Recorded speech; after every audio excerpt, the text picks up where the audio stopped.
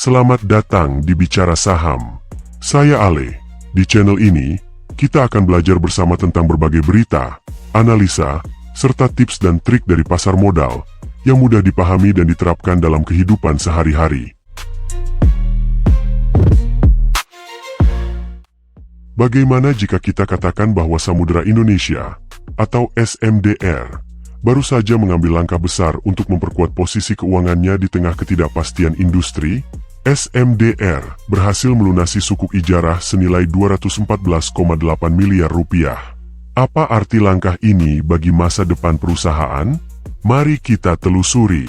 Samudera Indonesia baru-baru ini mengumumkan pelunasan sukuk ijarah berkelanjutan 1, tahap 1, tahun 2023, seri A, sebesar 214,8 miliar rupiah. Ini adalah langkah signifikan yang diambil perusahaan untuk memangkas beban utangnya dan memperkuat arus kas. Dalam pelunasan tersebut, perusahaan menutupi pokok utang sebesar 210,8 miliar rupiah dan fee ijarah sebesar 4,07 miliar rupiah, yang seluruhnya disalurkan melalui Kustodian Sentral Efek Indonesia.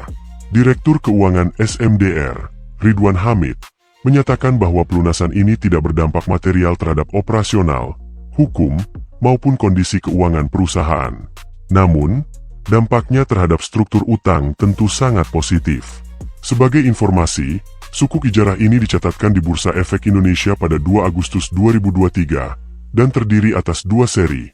Seri A dengan nilai 210,8 miliar rupiah yang jatuh tempo dalam 370 hari, serta seri B sebesar 175 miliar rupiah dengan tenor 5 tahun. Dana hasil penerbitan sukuk, sebagian besar, yakni 73,67%, digunakan untuk mendanai anak usaha, PT Samudera Perkapalan Indonesia, dengan skema bagi hasil. Sisanya digunakan untuk modal kerja SMDR. Sukuk ijarah ini mendapatkan peringkat single A+ syariah dari Pevindo, menunjukkan stabilitas dan prospek yang baik dari sukuk tersebut. Langkah ini menarik perhatian pasar, terutama di tengah ketidakpastian ekonomi global. SMDR berhasil menunjukkan komitmennya dalam menjaga stabilitas keuangan. Pelunasan sukuk ini mencerminkan strategi SMDR yang berfokus pada pengelolaan utang yang lebih baik, terutama di tengah tekanan likuiditas yang dihadapi banyak perusahaan pelayaran. Bank Syariah Indonesia yang bertindak sebagai wali amanat dalam emisi sukuk ini, memastikan bahwa proses pelunasan berjalan sesuai dengan ketentuan. Meski pelunasan ini dianggap tidak berdampak material, pengurangan beban utang tentu akan memberikan ruang bagi perusahaan untuk lebih fokus pada ekspansi dan diversifikasi usaha. Dengan beban utang yang berkurang, SMDR memiliki fleksibilitas lebih besar untuk mengembangkan bisnisnya, termasuk memperkuat posisinya di sektor pelayaran dan logistik. Para analis memperkirakan langkah ini akan meningkatkan kepercayaan investor terhadap SMDR, mengingat stabilitas keuangan adalah salah satu faktor utama dalam penilaian investasi. Investor menanggapi langkah ini dengan optimisme, mengingat pengelolaan utang yang baik selalu menjadi sinyal positif di tengah tantangan ekonomi global. Pelunasan sukuk ini juga memperlihatkan komitmen SMDR dalam memenuhi kewajibannya sesuai dengan prinsip syariah, yang semakin penting di pasar modal Indonesia. Dalam jangka panjang, strategi pengelolaan utang yang efektif ini diperkirakan akan membantu SMDR mempertahankan profitabilitas dan daya saingnya di sektor pelayaran. Namun, penting untuk mencatat bahwa pasar pelayaran masih menghadapi tantangan global, termasuk fluktuasi harga bahan bakar dan gangguan rantai pasok, yang dapat memengaruhi kinerja jangka panjang. Dengan langkah pelunasan ini, SMDR tidak hanya berhasil menekan beban utangnya, tetapi juga memperkuat fondasi untuk pertumbuhan berkelanjutan. Ini adalah bukti nyata bahwa pengelolaan keuangan yang cermat selalu membawa hasil positif. Bagaimana menurut sobat investor sekalian? Apakah langkah ini akan membawa Samudera Indonesia ke arah yang lebih cerah? Tulis di kolom komentar. Lalu, bagaimana kondisi fundamental dari Samudera Indonesia saat ini? Ayo kita review. Jangan lupa like, subscribe, dan share video ini, agar kalian gak ketinggalan update terbaru seputar dunia saham lainnya.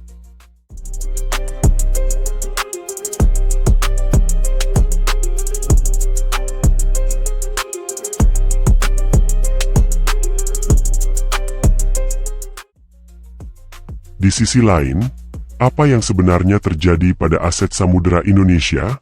Di balik keputusan strategis melunasi sukuk ini, terdapat angka yang mencuri perhatian. Nilai aset Samudera Indonesia mengalami penurunan signifikan. Pada Desember 2023, aset perusahaan tercatat sebesar 1,25 miliar dolar. Namun, memasuki Juni 2024, angka tersebut menyusut menjadi 1,2 miliar dolar. Ada apa di balik penurunan sebesar 52 juta dolar ini? Apakah ini hanya sementara atau bagian dari strategi jangka panjang SMDR? Pertanyaan-pertanyaan inilah yang membuat kita semakin ingin menelusuri lebih dalam.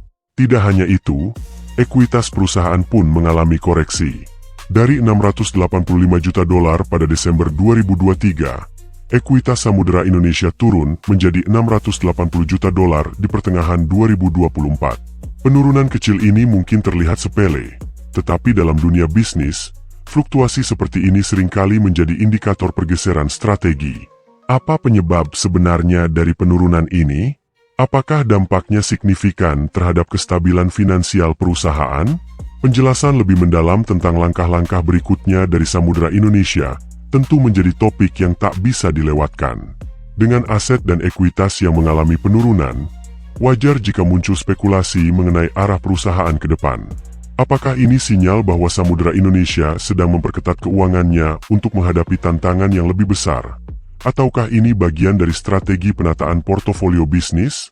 Yang jelas, SMDR tetap menjadi sorotan utama di industri pelayaran, dan langkah-langkah mereka selalu dinanti oleh para pelaku pasar dan investor. Namun, ada sisi menarik lain dari laporan keuangan SMDR.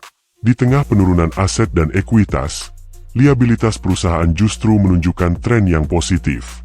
Dari 571 juta dolar pada Desember 2023, liabilitas menurun menjadi 524 juta dolar pada Juni 2024. Penurunan ini menggambarkan upaya perusahaan dalam mengurangi beban utang dan memperkuat neraca keuangannya. Tapi, apa strategi di balik pengurangan liabilitas ini? Apakah SMDR tengah bersiap untuk memperkuat modal atau merencanakan ekspansi yang lebih besar? Langkah ini tentu memicu rasa penasaran tentang arah perusahaan selanjutnya. Di sisi lain, tantangan nyata tampak jelas pada penurunan pendapatan jasa. Pada semester pertama 2024, pendapatan SMDR merosot sebesar 17,8%, dari 394 juta dolar menjadi 323 juta dolar. Angka ini memunculkan pertanyaan besar. Apa yang menyebabkan penurunan ini? Apakah kondisi pasar yang menekan? Atau ada perubahan strategi operasional yang berdampak langsung pada pendapatan? Mengingat jasa pelayaran adalah tulang punggung bisnis SMDR, penurunan ini tentu mengindikasikan tantangan yang harus dihadapi dengan langkah yang cermat. Penurunan pendapatan sebesar ini memang menimbulkan kekhawatiran, namun juga menyimpan peluang. Dengan kondisi keuangan yang lebih terjaga akibat penurunan liabilitas, apakah SMDR memiliki ruang untuk berinovasi atau melakukan diversifikasi usaha? Skenario ini membuat kita semakin ingin menelusuri langkah-langkah strategis apa yang akan diambil perusahaan dalam menghadapi tekanan di semester kedua 2024. Di balik penurunan pendapatan, SMDR juga berhasil menekan biaya jasa. Dari 303 juta dolar pada semester pertama 2023, biaya ini turun menjadi 270 juta dolar di periode yang sama, tahun 2024. Penurunan biaya seperti ini biasanya menjadi tanda positif bahwa perusahaan sedang melakukan efisiensi. Namun, apakah pengurangan biaya ini cukup untuk menutupi tekanan dari sisi pendapatan yang menurun? Langkah apa yang diambil oleh manajemen untuk memastikan bahwa penghematan biaya tidak mengorbankan kualitas layanan? Semua ini menjadi bagian dari teka-teki strategi besar SMDR yang patut kita cermati. Namun, tak dapat dipungkiri bahwa tantangan nyata terlihat dari penurunan laba bruto. Dari 90,4 juta dolar pada semester pertama 2023, laba ini merosot drastis menjadi 53,4 juta dolar pada periode yang sama, tahun 2024. Ini berarti margin keuntungan SMDR tergerus hampir setengahnya. Apakah ini hanya efek sementara akibat penurunan pendapatan? Ataukah ada faktor lain yang lebih mendalam seperti perubahan struktur biaya atau tekanan kompetitif? Penurunan tajam ini memicu banyak spekulasi mengenai seberapa efektif strategi perusahaan dalam menjaga profitabilitas di tengah kondisi pasar yang semakin menantang. Dengan laba yang menurun signifikan, SMDR berada di persimpangan penting. Di satu sisi, pengurangan biaya dan liabilitas menunjukkan upaya serius untuk menjaga stabilitas keuangan. Namun, di sisi lain, tantangan dari sisi pendapatan dan profitabilitas menuntut manuver yang lebih cerdas. Langkah apa yang akan diambil manajemen untuk memulihkan margin keuntungan? Apakah ada strategi baru yang akan diperkenalkan untuk kembali menggenjot kinerja keuangan di semester kedua 2024? Pertanyaan-pertanyaan inilah yang membuat kita semakin penasaran tentang arah perkembangan SMDR ke depan. Di balik tantangan yang dihadapi, SMDR tampaknya terus mencari cara untuk memperkuat efisiensi. Beban umum dan administrasi yang biasanya menjadi pos pengeluaran cukup besar, berhasil ditekan dari $25 juta menjadi $22,4 juta. Penurunan ini menunjukkan upaya serius perusahaan dalam memangkas pengeluaran yang tidak esensial, namun tetap menjaga performa operasional. Tetapi, apakah pengurangan ini bagian dari strategi jangka panjang atau hanya langkah sementara? Bagaimana manajemen memastikan bahwa efisiensi ini tidak berdampak negatif terhadap produktivitas dan kualitas layanan? Di sini, kita mulai melihat permainan keseimbangan yang cermat dalam strategi finansial SMDR. Di sisi lain, ada satu angka yang patut diperhatikan. Beban pajak penghasilan SMDR justru mengalami peningkatan dari $3,2 juta pada semester pertama 2023 menjadi $3,8 juta pada periode yang sama tahun 2024. Kenaikan ini bisa menjadi sinyal bahwa meskipun laba bruto menurun, ada elemen lain yang menyebabkan beban pajak meningkat. Apakah ini menunjukkan perubahan dalam struktur pendapatan, atau adanya kewajiban pajak tambahan? Atau mungkin ada strategi tertentu yang membuat SMDR siap menanggung beban pajak lebih besar di tengah situasi yang kurang menguntungkan? Semua ini menambah lapisan kompleksitas dalam memahami bagaimana perusahaan ini mengelola kewajiban fiskalnya. Dengan biaya operasional yang semakin efisien dan pajak yang meningkat, tampak jelas bahwa SMDR sedang menjalankan strategi finansial yang lebih berlapis. Bagaimana manajemen menyikapi situasi ini? Apakah mereka akan tetap fokus pada efisiensi, atau akan mengarahkan sumber daya ke strategi pertumbuhan yang lebih agresif di sisa tahun 2024? Kita hanya bisa menebak, namun setiap keputusan yang diambil tentu memiliki dampak signifikan terhadap perjalanan bisnis perusahaan ini. Inilah yang membuat kisah keuangan SMDR semakin menarik untuk ditelusuri. Di balik berbagai manuver efisiensi dan pengurangan liabilitas, SMDR harus menghadapi kenyataan pahit. Laba periode berjalan anjlok drastis dari $74,9 juta menjadi hanya $30,4 juta pada semester pertama 2024. Angka ini mengindikasikan tekanan luar biasa yang dirasakan perusahaan dalam menjaga profitabilitas di tengah situasi pasar yang penuh tantangan. Apakah penurunan ini murni disebabkan oleh fluktuasi pasar? Atau ada faktor internal yang memperberat beban operasional? Lebih dari sekadar angka, penurunan laba ini menjadi cermin dari kompleksitas situasi yang dihadapi SMDR saat ini, dan tentu menimbulkan rasa penasaran mengenai langkah-langkah berikut yang akan diambil untuk memulihkan performa keuangan. Jika kita menelusuri lebih dalam, net profit margin SMDR hanya tercatat sebesar 6,9% pada semester pertama 2024. Angka ini menunjukkan bahwa dari setiap dolar pendapatan, hanya sebagian kecil yang berhasil menjadi laba bersih. Dengan tekanan biaya yang terus meningkat dan pendapatan yang menurun, margin ini memberikan gambaran nyata mengenai tantangan yang dihadapi perusahaan. Apakah SMDR akan fokus pada peningkatan efisiensi lebih lanjut, atau justru mengeksplorasi sumber pendapatan baru untuk mengembalikan margin keuntungan ke level yang lebih sehat? Ini adalah pertanyaan besar yang menambah dimensi spekulatif dalam menganalisis kinerja perusahaan. Dalam kondisi seperti ini, SMDR tidak punya banyak pilihan selain memikirkan strategi yang lebih agresif atau menemukan pendekatan inovatif untuk mempertahankan pangsa pasarnya. Dengan margin keuntungan yang semakin tergerus, langkah apa yang akan diambil manajemen untuk menavigasi situasi ini? Akankah mereka memperkuat efisiensi di internal, atau mulai berinvestasi di sektor-sektor baru yang berpotensi meningkatkan profitabilitas? Tantangan inilah yang menjadikan perjalanan SMDR di sisa tahun 2024 semakin menarik untuk diikuti. Dengan return on assets yang hanya mencapai 3,7% di semester pertama 2024, SMDR menghadapi tantangan besar dalam memaksimalkan penggunaan asetnya. ROA ini menunjukkan seberapa efektif perusahaan dalam menghasilkan keuntungan dari total aset yang dimilikinya. Apakah ini berarti bahwa meskipun aset berkurang, efisiensi pengelolaannya belum optimal? Atau justru ada tekanan lain yang membuat performa aset tidak sesuai harapan? Tingkat ROA ini menjadi indikator penting dalam memahami seberapa baik perusahaan mengelola sumber daya yang ada, dan tentu memicu rasa penasaran tentang langkah apa yang akan diambil untuk meningkatkan efisiensi ke depan. Sementara itu, return on equity SMDR tercatat di level 9,2% untuk semester pertama 2024. Ini berarti laba bersih yang dihasilkan dari setiap dolar ekuitas cenderung terbatas. Tingkat ROE yang seperti ini menandakan bahwa meskipun ekuitas perusahaan masih cukup kuat, hasil yang didapat dari investasi pemegang saham belum maksimal. Apakah ini pertanda bahwa strategi yang diterapkan belum membuahkan hasil sesuai ekspektasi?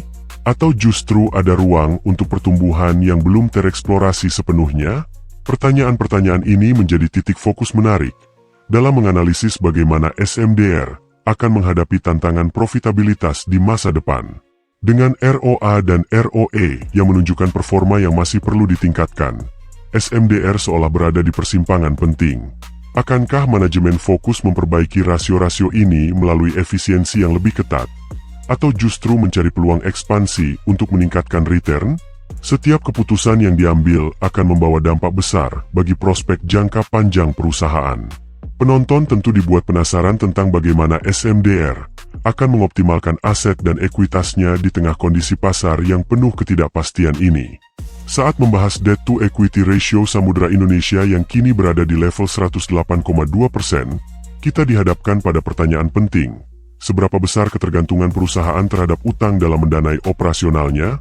Angka ini mengindikasikan bahwa utang SMDR lebih besar daripada ekuitasnya, menciptakan tekanan tersendiri dalam menjaga keseimbangan antara kewajiban dan modal yang dimiliki. Apakah manajemen melihat situasi ini sebagai risiko, atau justru memanfaatkan leverage ini untuk memacu pertumbuhan? Dengan posisi debt to equity ratio yang cukup tinggi, penonton tentu dibuat penasaran bagaimana perusahaan akan mengelola struktur modalnya ke depan agar tetap solid di tengah dinamika pasar yang terus berubah. Menariknya, di balik tekanan debt to equity ratio, SMDR memiliki current ratio yang mencapai 246,6%, sebuah angka yang menunjukkan likuiditas perusahaan berada di zona aman. Ini berarti SMDR mampu memenuhi kewajiban jangka pendeknya dengan aset lancar yang ada. Namun, apakah rasio ini hanya menggambarkan kekuatan sesaat? Atau ada strategi jangka panjang untuk menjaga likuiditas tetap stabil? Tingkat likuiditas yang tinggi bisa menjadi penopang penting di masa-masa sulit. Tetapi apakah SMDR akan mempertahankan rasio ini? Atau mulai mengalokasikan sebagian aset lancarnya untuk ekspansi atau investasi baru? Dengan kombinasi debt to equity ratio yang tinggi dan current ratio yang kuat, SMDR tampak berada dalam posisi finansial yang penuh kontradiksi. Di satu sisi, leverage yang besar bisa menjadi pedang bermata dua, sementara di sisi lain, likuiditas yang kuat memberi ruang manuver yang lebih leluasa. Bagaimana manajemen akan menyeimbangkan kedua hal ini untuk menjaga performa keuangan tetap solid? Pertanyaan inilah yang membuat prospek keuangan SMDR menjadi semakin menarik untuk ditelaah, terutama dalam menghadapi tantangan ekonomi di semester kedua, tahun 2024. Di tengah tekanan yang melanda berbagai aspek keuangan Samudra Indonesia, arus kas yang dihasilkan dari aktivitas operasi menunjukkan angka positif sebesar 38,6 juta dolar pada semester pertama 2024. Meskipun demikian, angka ini masih menimbulkan tanda tanya besar. Apakah cukup untuk menopang kebutuhan perusahaan dalam jangka panjang? Arus kas dari operasi merupakan indikator vital yang mencerminkan kemampuan perusahaan untuk mendanai kegiatan bisnis sehari-hari. Namun, apakah pertumbuhan arus kas ini akan bertahan atau justru melemah? Seiring berbagai tantangan eksternal, kekuatan arus kas operasi ini menjadi elemen kunci dalam strategi manajemen untuk menjaga stabilitas keuangan di masa depan. Namun, di balik catatan arus kas operasi yang masih positif, ada kenyataan lain yang mengkhawatirkan. total arus kas Samudra Indonesia menyusut sebesar 56,5 juta dolar hingga akhir Juni 2024. Penurunan yang signifikan ini bisa menjadi tanda bahwa perusahaan menghadapi tekanan besar dalam mengelola arus kas secara keseluruhan. Apakah ini disebabkan oleh tingginya pembayaran utang, investasi yang belum menghasilkan, atau faktor lain yang belum terungkap? Fenomena ini tentu mengundang rasa penasaran lebih jauh tentang bagaimana Samudra Indonesia akan mengelola likuiditasnya ke depan dan apakah strategi yang mereka jalankan saat ini cukup efektif dalam menjaga kestabilan keuangan. Dengan kondisi arus kas yang mengalami penurunan signifikan, Samudra Indonesia seolah berada dalam situasi yang menuntut pengelolaan lebih cermat. Apakah perusahaan akan memperketat pengeluaran operasional atau mencari sumber pendanaan baru untuk menstabilkan arus kasnya? Dalam menghadapi dinamika ini, setiap keputusan yang diambil akan sangat krusial bagi keberlanjutan bisnis. Sobat investor tentu dibuat penasaran dengan bagaimana Samudra Indonesia akan menavigasi tantangan ini, dan strategi apa yang akan mereka pilih untuk memperkuat posisi likuiditas di sisa tahun 2024. Di tengah tantangan arus kas yang dihadapi, Samudra Indonesia tetap melakukan alokasi signifikan dalam aktivitas investasi, dengan penggunaan kas sebesar 46,3 juta dolar. Investasi ini menunjukkan keberanian perusahaan dalam mengejar pertumbuhan jangka panjang meskipun harus mengorbankan likuiditas dalam jangka pendek. Namun, pertanyaan yang muncul adalah, di mana tepatnya dana ini dialokasikan? Apakah investasi ini diarahkan pada pengembangan armada baru, ekspansi pasar, atau justru pada diversifikasi bisnis? Keputusan strategis ini tentu memunculkan rasa penasaran tentang apa yang sebenarnya ingin dicapai Samudra Indonesia dengan investasi besar di tengah tantangan keuangan yang mereka hadapi. Selain itu, Samudra Indonesia juga mencatat penggunaan kas sebesar 48,8 juta dolar untuk aktivitas pendanaan. Ini bisa mencakup pembayaran utang, dividen, atau pembiayaan ulang untuk menekan beban bunga. Dalam situasi seperti ini, langkah pendanaan menjadi sangat krusial. Apakah perusahaan lebih fokus pada pengurangan utang untuk menekan risiko, atau mencari pendanaan baru untuk memperkuat posisi kas? Dengan dinamika keuangan yang terus berubah, setiap langkah dalam aktivitas pendanaan akan mempengaruhi struktur modal perusahaan dan kemampuan mereka untuk bertahan dalam kondisi pasar yang fluktuatif. Di satu sisi, Samudra Indonesia terus berinvestasi untuk pertumbuhan masa depan. Sementara di sisi lain, mereka juga harus memenuhi kewajiban pendanaan yang ada. Pertanyaannya kini adalah, bagaimana perusahaan akan menyeimbangkan dua prioritas yang tampaknya berlawanan ini? Apakah strategi mereka mampu mengamankan likuiditas sambil tetap mengejar peluang pertumbuhan? Penonton tentunya dibuat semakin penasaran tentang bagaimana Samudra Indonesia akan menyusun strategi ke depan untuk menjaga stabilitas keuangan mereka sambil tetap memperkuat posisi di industri.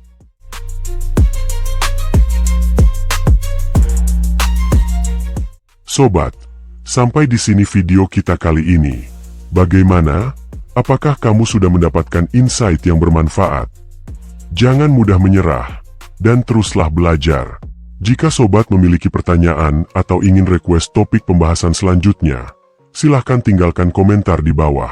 Jangan lupa like, share, dan subscribe channel ini untuk mendapatkan lebih banyak konten edukasi pasar modal yang bermanfaat. Terima kasih sudah menonton, dan sampai jumpa.